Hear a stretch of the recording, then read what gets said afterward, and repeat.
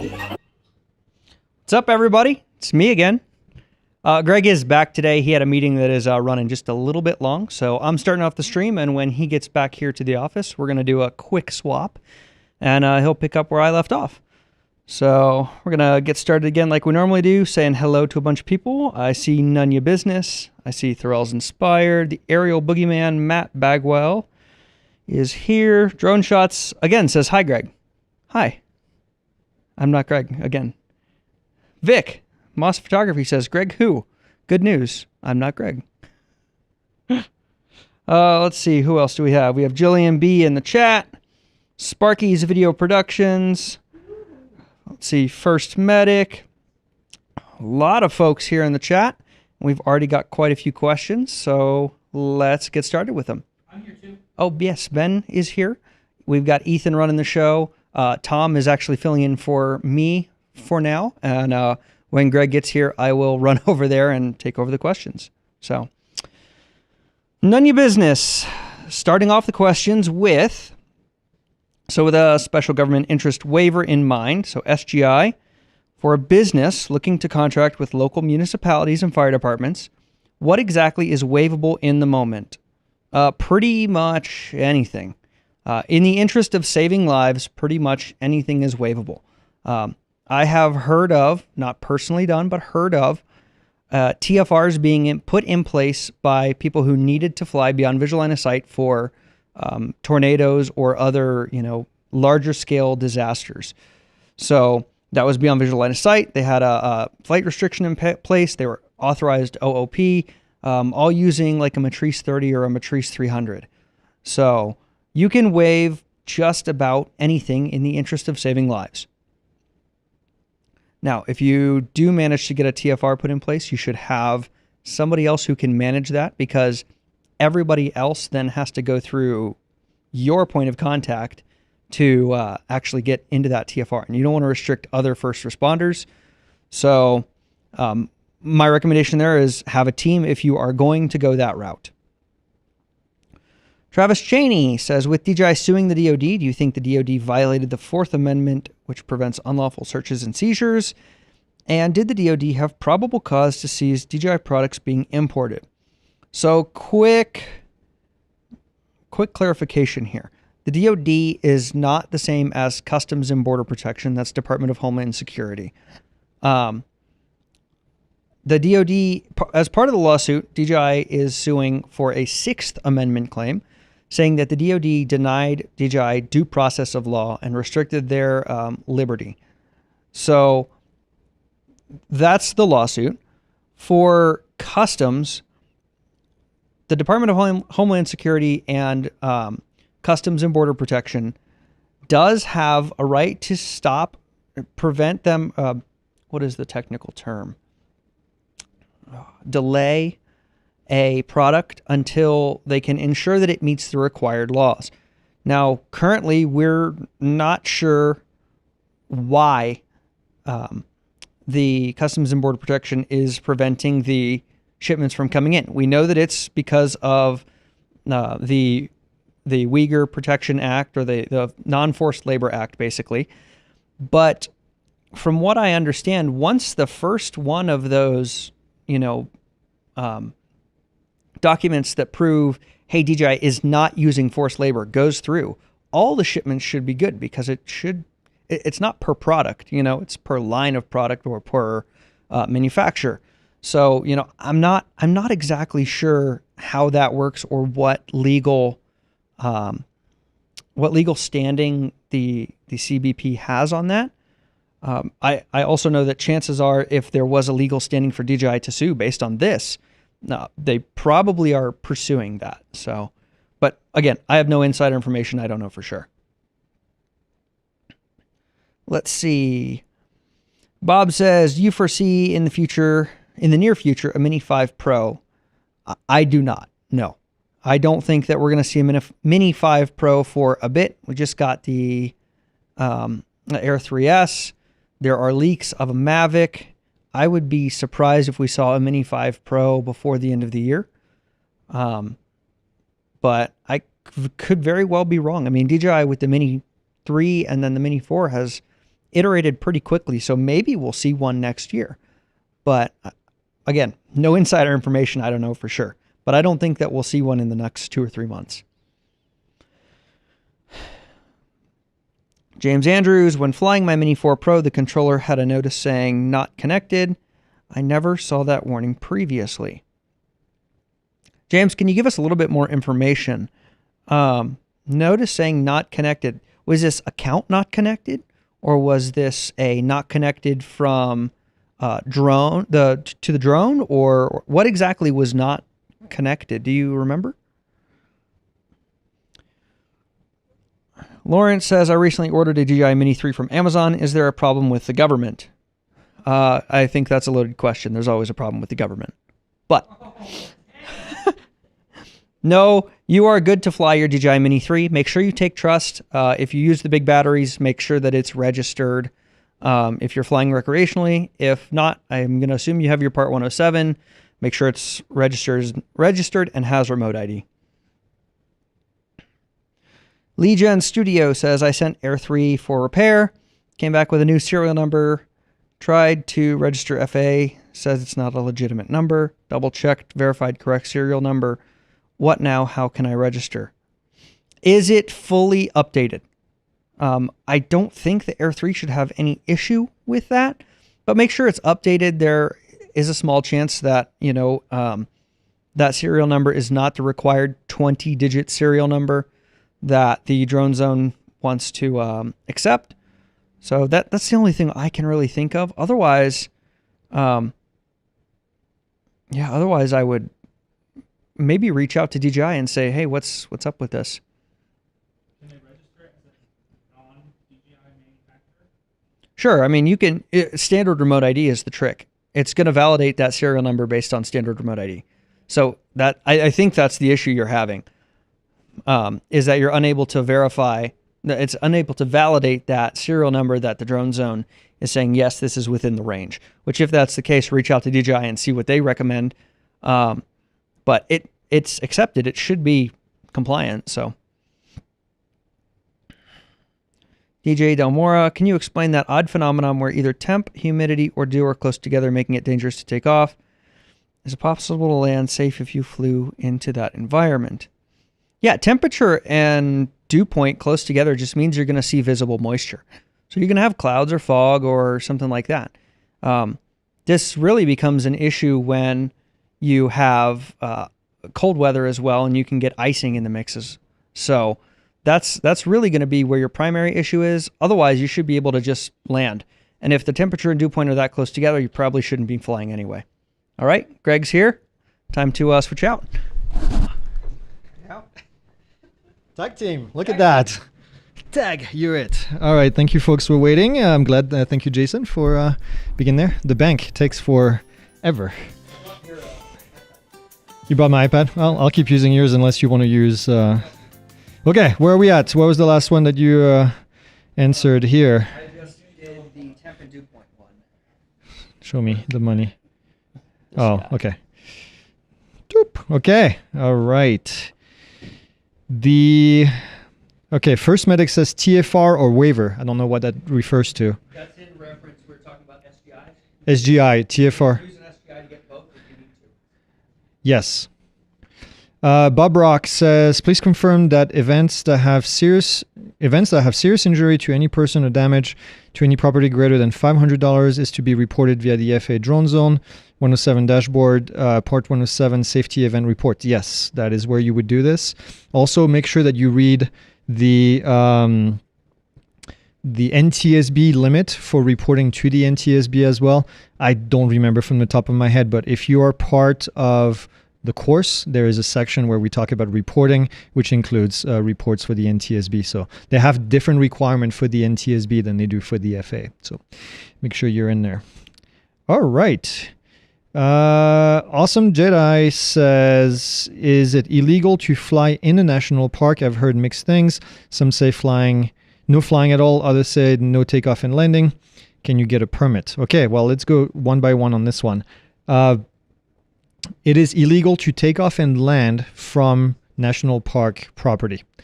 So is it technically legal to fly over a national park? Yes, it is. Should you? I'm going to let you make the decision on that, but my personal preference is no, you should not. Can you get a permit? Those are pretty difficult to get. You have to work with the superintendent of the national park to get that. It is not impossible, but it is difficult. You would have to have a good reason to do that. So, all right. Aladdin says, passed my 107 last week and get a 98. Wow, 98. That's impressive. Congrats. Question, what does it mean when a nearby airport METAR doesn't show cloud info even though I see a layer of clouds in the sky? So it depends. So most of the METAR in the United States are recorded by machines. And these machines have sensors that look through the sky to see if there is a cloud layer on top. So it could be that the machine isn't working properly. It could be that the layer is too high or too thin. There's quite a few reasons why it wouldn't show in here. But I always say, what's the best way to look for the weather is to just go outside and take a look and see, what the clouds look like. So that would be my recommendation. Vic says NPS National Park Service is very hard to work with. Yeah, Vic was able to do some of those flights in the national park, and yes, they are. Hike and Fly says, have you guys flown anything using the DJI Go 4 app lately? No, it has been a while. I flew my old Mavic Air the other day, and I noticed that it still syncs my flight data to air data. Oh, interesting. Which wouldn't be surprising because I'm sure they changed the Fly app, not the Go 4. I think we flew the Inspire 2, or we tried to fly the Inspire 2, but I think we had some issues. And so that would have been the last time, which wasn't too long ago, but I don't think we ever were able to take off. Any additional information on CN drone crash waiver? Nah, not that we know at the moment. What's happened, I don't know that we have any information whether they had a waiver or not. My guess is, and this is just conjecture, this is just a guess, is if there were laceration, it means there were no prop guards. If it did the damage that they said that it did, there was no parachute, which means that they didn't have a waiver, or if they did, they didn't have the equipment that a waiver requires. A waiver for this kind of drone, if it is a Mavic 3, would require a parachute and would require prop guards. So, Lawrence says, what recommendations do you have for a newcomer? Wow, that's a loaded question. Learn as much as you can about the aircraft. That's what I'm going to say, about the regulation, about the rules, about everything. If you're brand new, we have a lot of free courses available. We have a lot of free deep dives available for specific aircraft that you may have. We have a course called Recreational Flying Made Easy, which goes over all of the different rules to fly your drone. So I would recommend doing at least that. But yeah. Favorite FPV simulator to learn on? I mean, it depends on what equipment you have, but the DJI FPV, if you have a DJI drone, the DJI FPV simulator, I think it's called, is a great way to connect your own controller and drone and be able to fly it in the goggles. What else? DRL, yeah, the Drone Racing League has a sim as well. That's really good. We have an article. I don't know if Jason or somebody in the back can share the article that we made on the blog that has information about all the sims. So we've done reviews of them. Ben says, good to see you back. Thank you. Please say something only you would know to validate that you're not an AI image. Oh, that's a good one. Well, you got to do it. Yeah. Crumble is not real.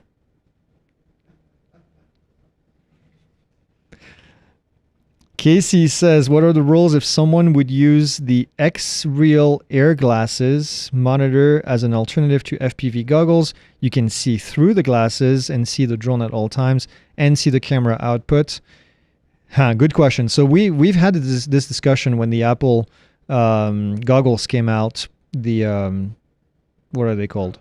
Vision Pro. And well, so the Vision Pros have a pass-through mode, But in order to see the screen, if you wanted to see the screen and fly at the same time, you kind of had to put the screen in front of your eyes, which would block your view of the airspace. Also, these goggles had a limited field of view, which means that you couldn't really see as much as you would with the naked eye. So my interpretation is that, and this is just my interpretation, is that it would not qualify as full visual line of sight for the rules. So I'm not familiar with the X-Real air glasses. I don't know what the field of view that it has, if it's limited or not, or if it's the same as human perspective. Depends on where you can put the camera output. Is it blocking any of your view at all time? Remember, as part of, at least under part 107.31, you have to be able to see the airspace, have command of the airspace. You have to be able to see traffic as it might come around to get you. So if you're not limited by the goggles to do that, then it might be okay. But without seeing them, 52 degrees. Oh, 52 degrees field of view. Oh yeah, that's definitely a no-no. Yeah, that's a no. I mean, the human view, I think, is 170 degrees or so. If you put your fingers here to the side, you should be able to see them with your peripheral vision. If your goggles are not able to do that, then it's more restrictive than human view. So I would say no. And Jillian says, silence from the production crew.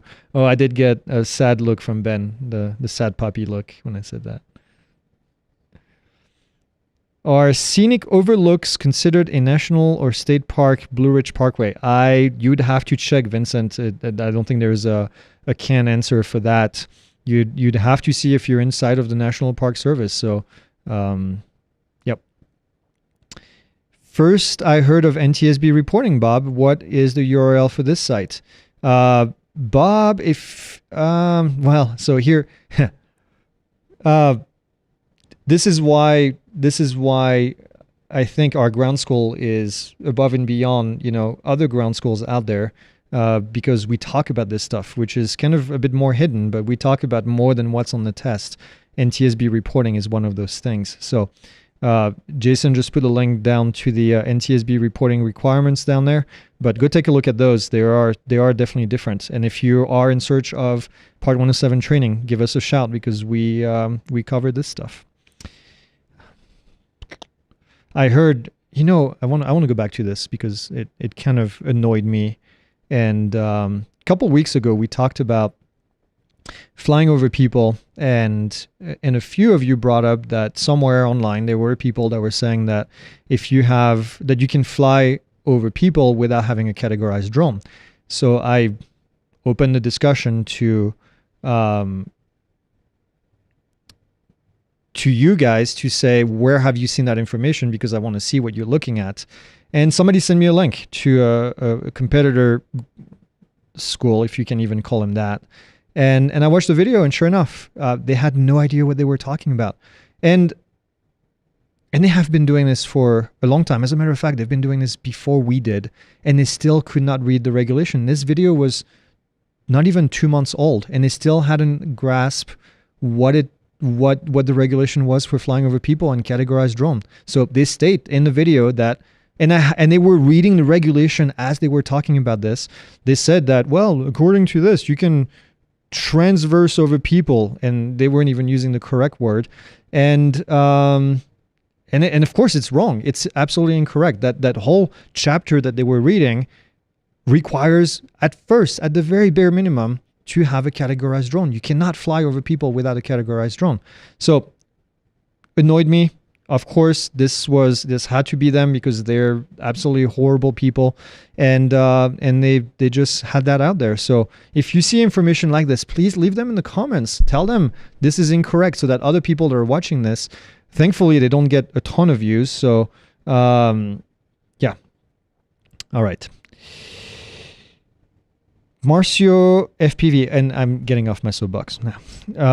Marcio MVP, I'm sorry, not FPV.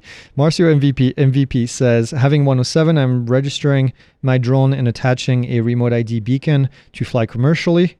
I'm registering my drone and attaching a remote ID beacon. Okay.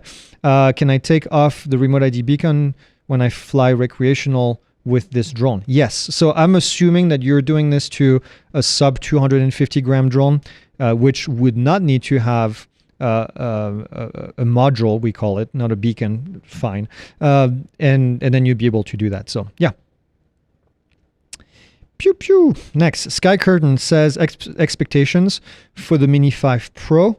I haven't heard about it just yet. I don't think, unless I missed a rumor somewhere.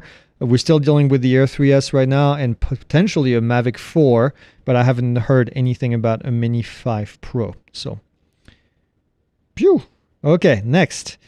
Steven says, could you make a Nevada 2 personal training videos for a non-for-profit organization without a Part 107? That's a no. Non-for-profit does not really come into play here. What you do with the drone, the question is it recreational or not? And then that's the answer right there. So this is not recreational because you're doing something for someone, training videos. So that would require Part 107.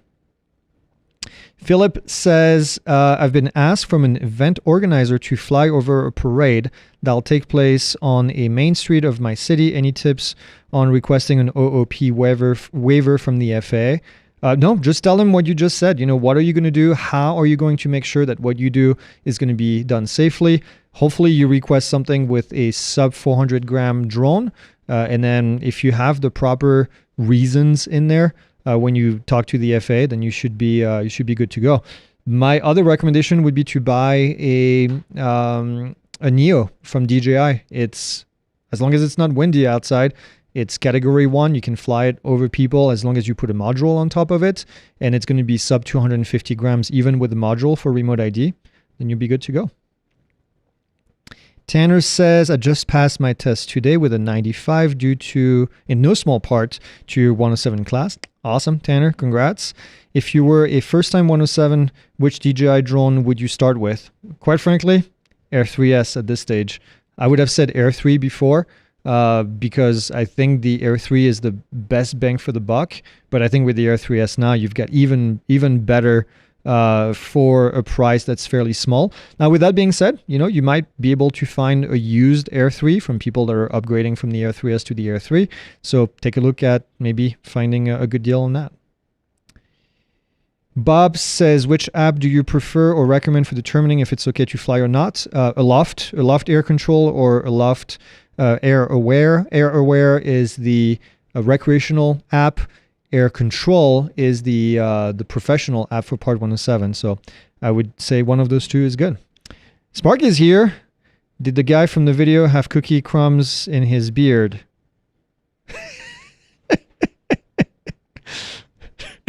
I'll send you a text. It wasn't cookie crumbs, but his eyes were very bloodshot. Sky Curtain says, how easy is the 107 course and test for a 16-year-old? Ooh, that's a tough one. I mean, it's definitely not impossible. We've trained a ton of high school kids to pass the test. So it all depends on how much interest they have into this, but there is nothing in the Part 107 course that a 16-year-old should not be able to understand with the proper training and with the proper learning. So I would say you're good to go. Texas Arch Drone Guy says, looking forward to meeting you and your staff again at the Vegas Drone Meetup. Looking forward to it as well. Thanks in advance for sponsoring. Yeah, you're very welcome. So for those of you that don't know, the Drone Meetup is right around the corner. It's going to be 9 and 10 and 11, I think, of November. We'll be there on those days. I think we're coming back on that Saturday night, or I don't remember exactly the dates, but we'll be out there. So we'll be chit-chatting with anybody that wants to join. I think I saw Vic that says that he will be joining. Yep, Vic says he's going to be out there. Our friend Ken is going to be out there. Billy Kyle is going to be out there. I know there is another couple pretty big YouTubers that are going to be out there as well. So should be a good lineup. I'm kind of excited to go to a drone show that's not a commercial drone show, where it's more grassroots, where we'll be able to go and actually fly and have fun and talk to people and be a bit more personal. I mean, don't get me wrong, I like the commercial events as well, but this is a bit more low key, and I'm really looking forward to it. We can, let our hair down a little bit and have fun. Pew pew. Next, Michael says, what are your personal thoughts on the DJI lawsuit? Ooh, interesting one. My personal thoughts are, first off, good on DJI for fighting back. I think if I was wrongly accused, or if I thought I was wrongly accused of doing something, and then I was wrongly convicted, or I was convicted without due process, I would probably want to sue the government as well to do that.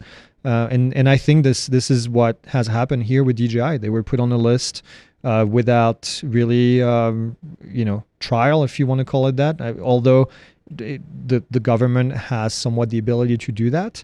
And I hope more information comes out of this. I think we've seen talking points, or so-called talking points, being regurgitated by companies like, lobbying companies like AUVSI, regurgitating these points because they came from the government. And now these points might no longer be talking points. So, what is AUVSI going to fall back on now to try to take down DJI? So my personal thought is, I hope we find out the truth, if there is such a thing out there. I hope we find out more information, whether it works in DJI's case or whether it doesn't, and if it doesn't, and there is information that DJI has been hiding from people, then if it comes out too light, then it comes out too light. I think. I mean, I'm not. I don't work for DJI. I don't want to work for DJI. But looking back, it seems a bit unfair that's what's been happening to them. So we'll find out. We'll see. Christian, what is that? Post-flight. Oh yeah, we did talk. We had a big talk about this on post-flight this morning, which will be posted tonight, Ben? Yeah, shortly post-flight. If you're not familiar with post-flight, it's our extended news update, which is available on the premium community. We usually record it on Monday morning, and we talk about all the topics from news update. We go into more detail, and we give a bit more personal stuff, and then we post it on Monday night usually. So you guys have access to it, and you get to hear me, me and Jason and Ben talking about these topics in a bit more depth. Christian says, any tips for getting drone jobs, any websites? So that's always a difficulty, right? People talk about drone jobs, but the difficulty is that drones are used by a lot of different industries, a lot of different verticals, we call them. And so it's not like there's a centralized website that posts all drone jobs. It's going to be more specific to the industry that you might be interested in. So are you interested in mapping? Are you interested in inspections? Are you interested in real estate photography? Are you interested in, you know what I'm saying? That there's a lot of different things. I would look for these kind of jobs in these specific verticals. That would be my best recommendation. Also, go talk to folks around you that may be using drones at the moment and see if they need help. Maybe find a company that's using drones and see if they need additional pilots. Are we out of the woods with regard to the DJI ban? Not a pilot, but one to purchase for my son who is a photographer. I would say, regardless of where the future bans are located, or, are at, it's not a wrong time to buy any drones, including DJI drones. So I would not use potential bans as a reason not to buy a DJI drone today. Quite frankly, quite the opposite. If they ever get banned, they're so popular that their value might actually go up in price. And then you might be sitting on something that is going to be very valuable because it's going to be very a big commodity. So are we out of the woods with the DJI ban? I don't think so. As long as we have lobbying groups in existence like AUVSI and other companies that are lobbying against DJI, I don't think we'll be out of it. This whole election is also going to have an effect, I think, on the DJI ban, depending on who becomes president.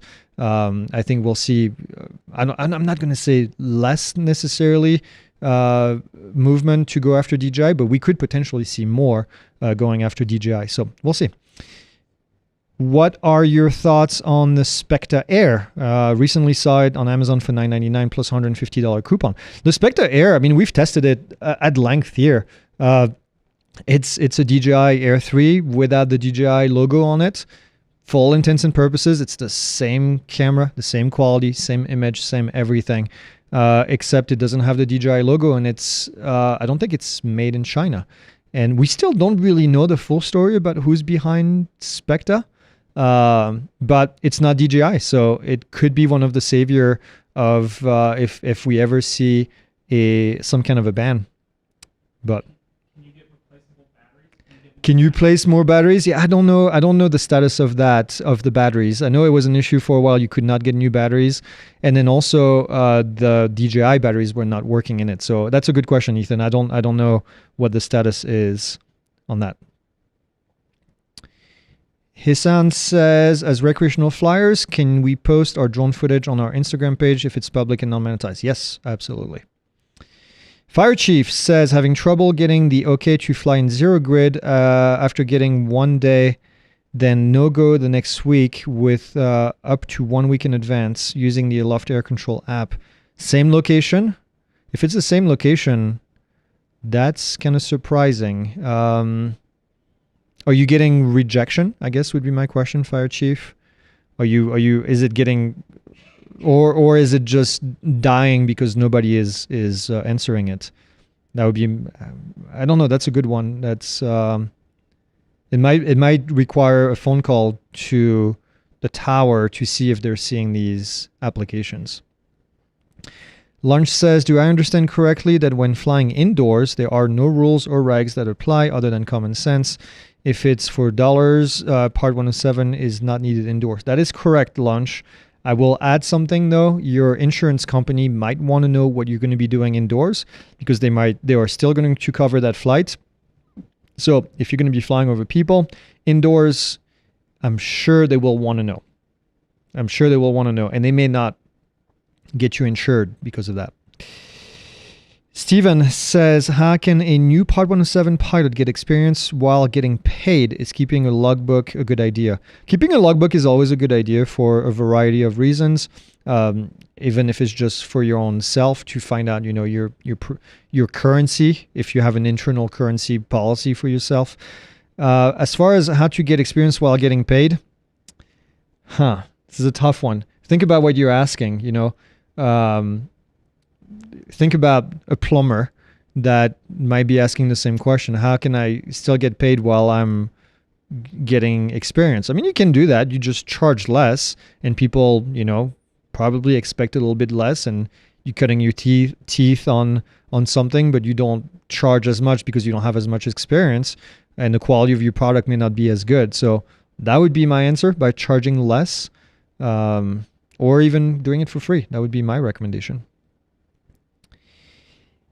Gabe says, if you're in a zero grid area, is lifting your drone 5 or 10 feet without permission for testing, assessment around the house a violation that I should be worried about? I mean, the FAA will tell you that they start at the blade of grass, even lower than that. That's where their jurisdiction starts. If you're only flying 5 to 10 feet, I would do it inside, and then you don't have to worry about it. But yes, in theory, it would be a violation of the airspace if you flew at any altitude with the drone turned on. Vincent said, is it legal to fly over a police department that does not house inmates? Yes. Should you? I'm going to let you answer that. But yes, unless there is an airspace restriction, you are free to fly anywhere you want. Now, be ready to potentially answer questions from folks. Yeah, from a squad car. Yeah. That's what I would say. Yep. So, yeah. All right. Wow. Gee, we caught up to all the questions. Keep sending them in there. That gives me a chance to read maybe a few of the comments in here. Yeah, Sparky says, yes, responding to Vince's question about flying over a police department. Technically, yes, but I wouldn't. Also, police department keep unmarked units in parking lots that usually are not visible from the street, and they don't want people seeing what they have. That's a good point. That's a really good point. Practicing photography says, I flew over a police station, but I talked to them first and they said it was fine. There you go. I mean, it's a good thing to ask for sure in this case. Yeah, and Vic says, remember many airports have monitoring system. If you do it repeatedly, you might get a visit. Yeah, they know exactly where you are, especially if you fly a DJI drone. They'll know exactly. Official Green Diamond says, did they fix the USSR thingy? I don't think the USSR thingy was ever a thingy, by the way. We do not, if I remember our discussion correctly, you mentioned that there was a request, there was a place in Trust where you had to enter your address, and the one of the drop-down had USSR in it. We do not ask for a mailing address we actually don't ask for any personal information other than your name and your email in order to create a Trust account. So if you saw USSR something somewhere, it was not on our website, and it was definitely not something that we ask. So Paul Y says, purchase 6 batteries for the Mavic 3. 3 were DJI approved, 3 or not. Oops. The drone will not start due to not being DJI batteries. They were working for a month and now not at all. Could this be due to an update? Yep. I haven't heard about that, but that's 100% likely what's happened. So 99% likely what's happened. Constantine says, do I require to have insurance under Part 107? Not doing any jobs for hire. Nope, there's no requirement in the FAA regulation. This is all for you. Official Green Diamond says, how do I gain confidence flying my drone without looking up at my drone constantly instead of looking at my screen? How do you gain confidence without looking at the drone? It's all about situational awareness, I think. You have to kind of visualize what's on the side of the drone and behind the drone as you're flying around. Now, I would not recommend flying solely by looking at the screen, at least not staring at the screen, it's actually a very interesting question because most people tend to do the opposite. They tend to be stuck looking at the screen and not looking around at the airspace around them because they're just so focused on trying to get this drone shot, framed. So it seems like you have almost the opposite problem of what most people have. If you haven't checked for updates, could it cause issues while flying? These days, I would have said, if you asked me this 5 or 6 years ago, I would have said yes. Make sure that the drone is always updated because they were fixing things all the time. I don't know that we have any major updates these days very much anymore. They usually just bring new features to the drone. But, I mean, if the drone is working as it is without the update, I personally like to do the updates, but you definitely don't have to. Practicing unless they tell you that it's an update that is required because it will prevent a flyaway or something like, because they found a major bug in the software. Practicing photography says, have you had issues with the Neo in flying towards the bright sun? I have to admit, I was out on vacation when the Neo came out, so I did not spend a whole lot of time flying it, but I have not heard anything from the team regarding issues with the sun. It doesn't have sensors in the front, so I don't think that would be an issue anyway.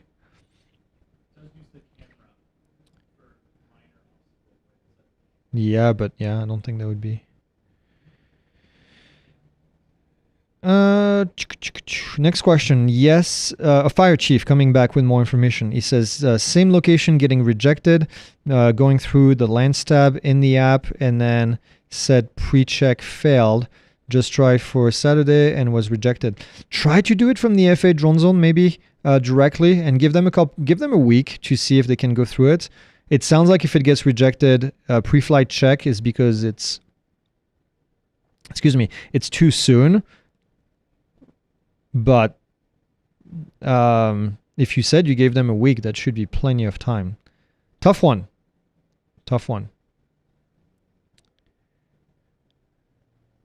Okay. More questions. Bring them on.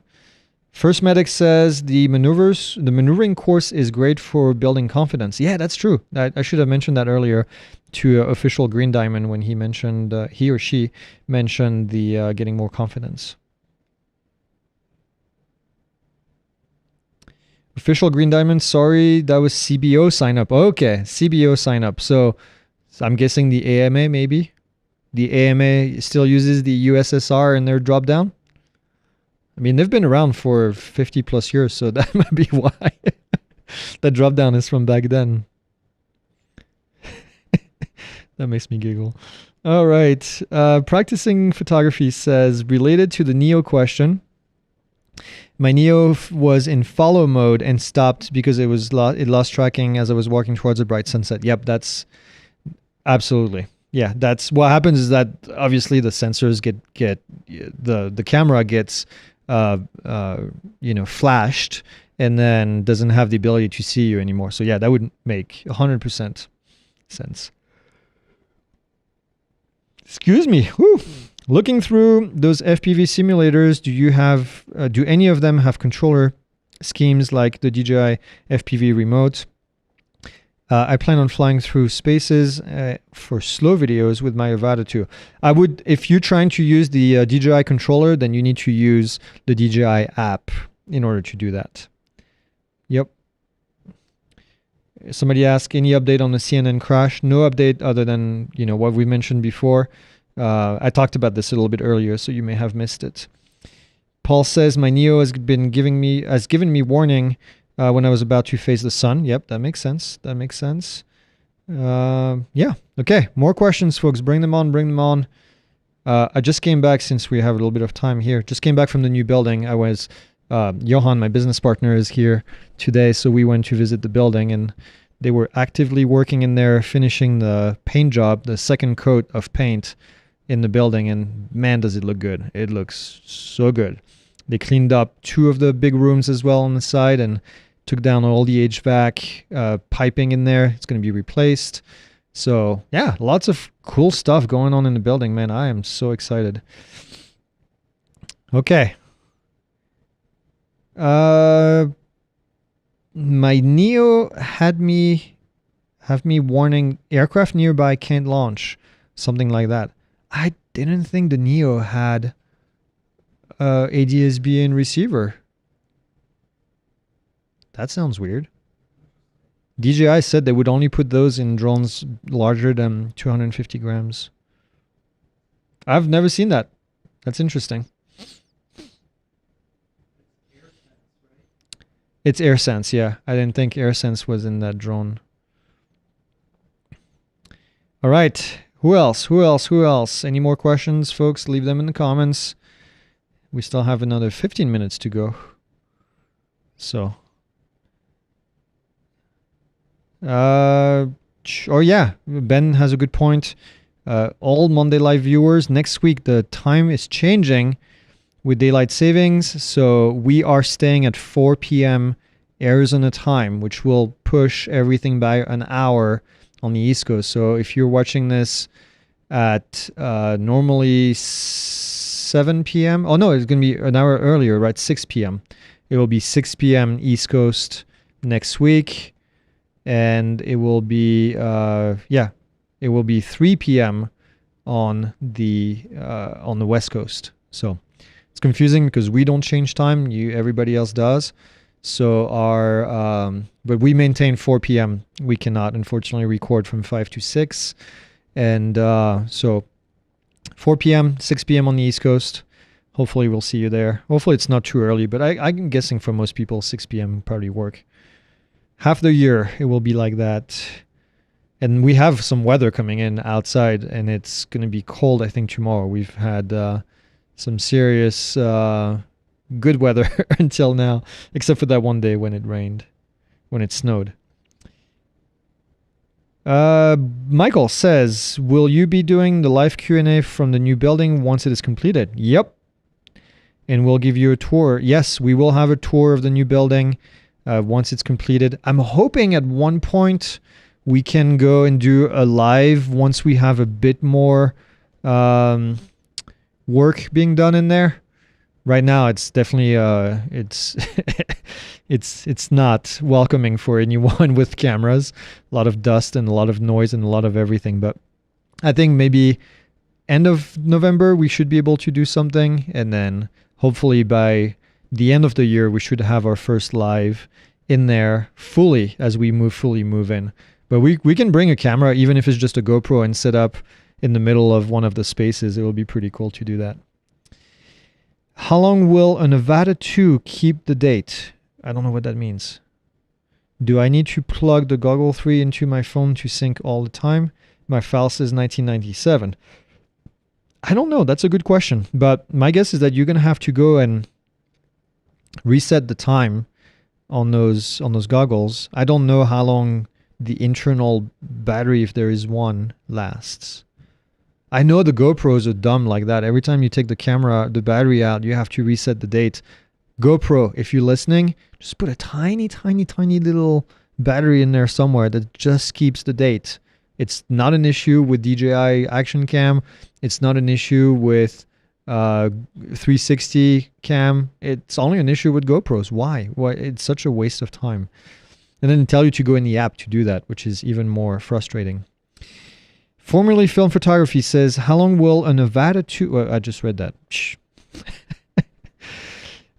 Jerry says, should I see any critical update notification come on my controller screen with the Mini 3 Pro? You're just going to see that there's an update. I don't know that it tells you that it's a critical update, but you can go on the DJI website and you can see the update, the release notes, I think it's called, and then it tells you what's been updated in this specific update. Alex says, any thoughts on the DJI lawsuit? I talked about that a little bit earlier. I mentioned my personal feelings about this, so I recommend going back to a few minutes before that. We have Paul that says, could the aircraft ident be from inside the Fly app when using the phone on the N3 controller? It could be. It could be. I'm 99% sure that it would not be on the drone anyway. So you're right. It could be coming from the controller. That's a good... I can get behind that as a reason. You wouldn't want it to be on the drone because I think it would be too heavy and probably too costly to do all that. So yeah, that could be the reason. I like that explanation. What trouble did the drone pilot that hit the Hilo in Daytona get into? Oh, that was a while back. We don't know yet. I don't know that it's been made public, and I don't think the NTSB report is out for that specific one. So, Stinker says, using goggles, does it give you a view as if you were flying inside the drone? Yes. Yes, that's absolutely what the FPV goggles do. First-person view FPV. There's a little camera on board the aircraft and in front of the drone, and then that's where it goes. Vic says, AirSense is not listed as a feature of the Neo. Page at DJI controller is likely. Yeah, I agree. I don't think it's on board the drone. Ernest says, can you recommend a sub 250 gram non-geofenced drone? I lost my Autel Evo Nano Plus in the woods due to battery. Nano is no longer available. Really? They don't make the Nano anymore? I would say find an old Nano somewhere online. Probably your best bet. As far as sub 250 drone that's worthy of spending any money on it, that is not geofenced. Oh, the Specta. Specta has an Air. As a Mini, I'm sorry. There's the Specta Air, and then there's this, I think it's called Specta Mini.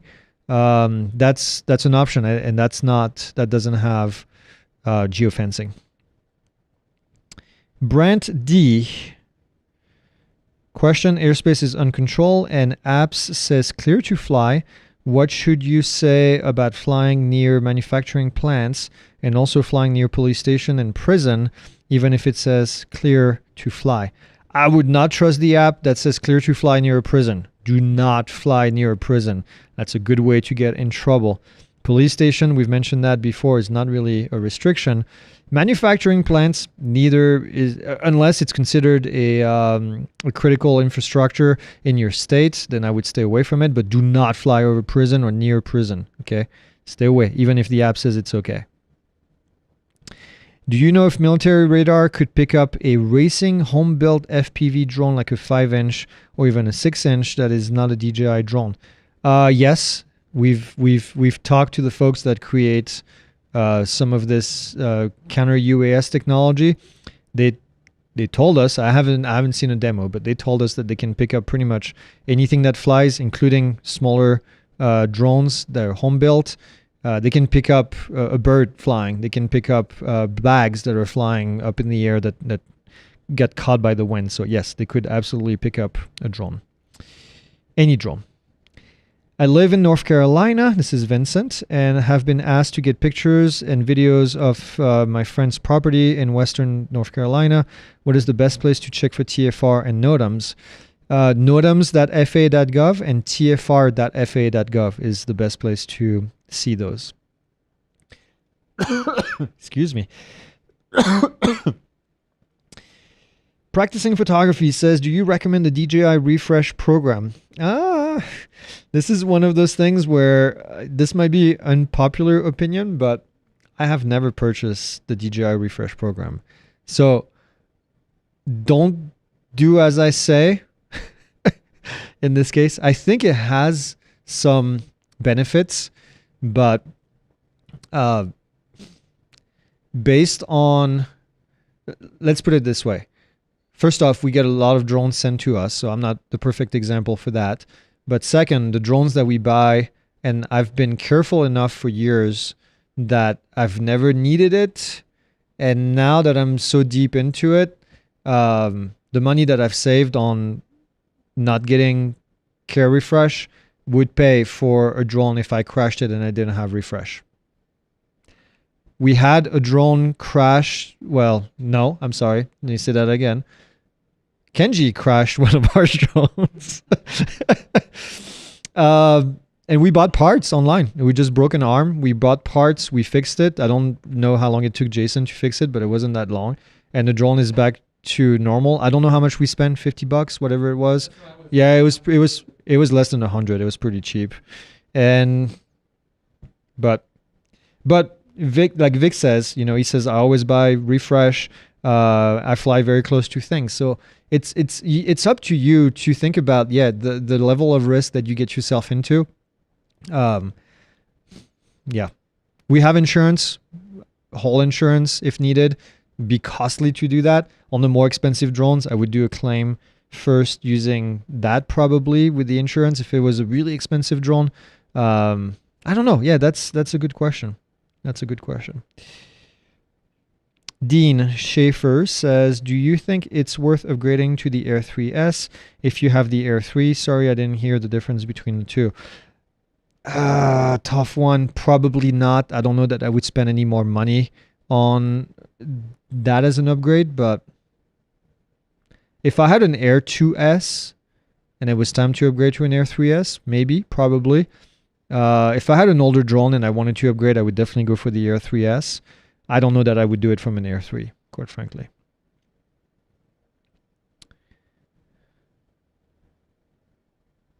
Yeah, Jason says $98 to fix the 2 arms and 4 hours of surgery. Yeah, not that long. It's always a lot less time when it's somebody else doing the work. Rick says, get a Neo, and I'm having problems getting it paired with the RC2. I did get it paired with my phone, but not the RC2. Any thoughts? Is it compatible? It is compatible with the RC2, right? Yeah, I'm 99% sure. Unfortunately, I don't, Rick, without seeing, what's going on. Make sure, only thing I would say, make sure the RC2 is up to date, because it wouldn't be able to pair with a new drone unless you had the most recent version of the app. So that's probably what your problem is, because the drone would not be in the app, if that makes sense. Jillian says, the real question is, will you let Kenji fly your drone again? Yeah, we're gonna have him put down a deposit first. He already did fly more drones. He did fly more drones. It's true. No, we'll have him put a deposit down, and then it's a it's like going to rent a hotel room with with a debit card. We take a deposit, and if something breaks, we take it back. So. Okay.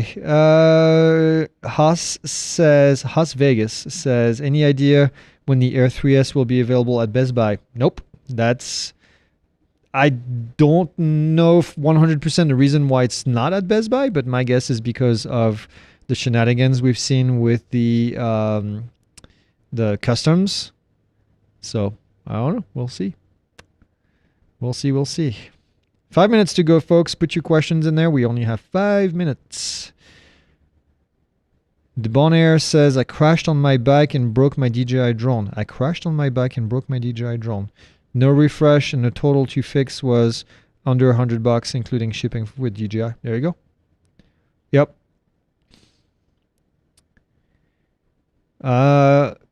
Green Diamond says, should I get the Mini 4 Pro or wait for the 5 Pro? Those are tough questions. You can always wait for the next drone, but at one point, I think you just got to make a decision. I have not seen any viable proof that there's a 5 Pro coming anytime soon. I might be wrong, but based on my theory of pixelated images and how long it takes to get there, we haven't even seen pixelated images of a Mini 5 Pro yet, unless I have missed it. So I would say buy a 4 right now and you'll be good. Practicing Photography says, did Kenji buy some crumble cookies to make up for the crash? And he did not even do that. But he's doing a Q&A and AMA. But he's doing a Q&A and an AMA in the premium community to make up for it. So yeah, we put him to work instead. And yeah. Torako says, hello, could you say any tips regarding drone-less photography, as I have a drone and I still can't use it properly like the camera? Oh, that's a loaded question as well. It's going to take way more than me saying a few things for a few minutes. Invest in, well, you got two options here. You can go online and watch tutorials on photography, not drone photography, just photography. Understand shutter speed, aperture, ISO, and how all of these work together to expose an image correctly. That's the best advice I can give you for photography. We do have a drone photography course available on pilotinstitute.com. Vic and myself, we teach photography, composition. We talk about exposure, we talk exposition, we talk about all these good things. Exposure, not exposition, exposure. And to me, it's money well spent. If you don't know much about all of that, it will get you really good basis to build onto in the future. Yep, the exposure triangle, as Vic said. Kenji has become persona non grata. That's right. If you are looking to fly within an airport and it says minimum 200 feet, do I still need clearance to fly? Yes. You need to get approval to fly up to 200 feet. You still need to get approval. You will need special approval to fly above 200 feet. But yes, you do need to get approval up to 200 feet. Steven says, what is the next step after you get your 107 certified? Insurance, any good suggestion? I mean, that's the certification, right? After that, it depends on how far you are into your business. If you have one, I would say a business plan is never a bad thing to do. Insurance, definitely next on the list. No issue there. And then, yeah, improving your skills and seeing if this is one thing that you want to do to make money. So work on the business plan, find out what offerings you're going to have, what services you're going to offer, and all these things. I hate pitching courses when we're answering questions like this, but we do have a drone business course that is pretty bangers. We also have the premium community is designed specifically around helping you design your business and taking it to the next level. We have dozens of hours of content with industry professionals that are going over how they did their business and providing, all of that information. So yes, go take a look at that. Cool. All right. Well, folks, it is 5 o'clock here.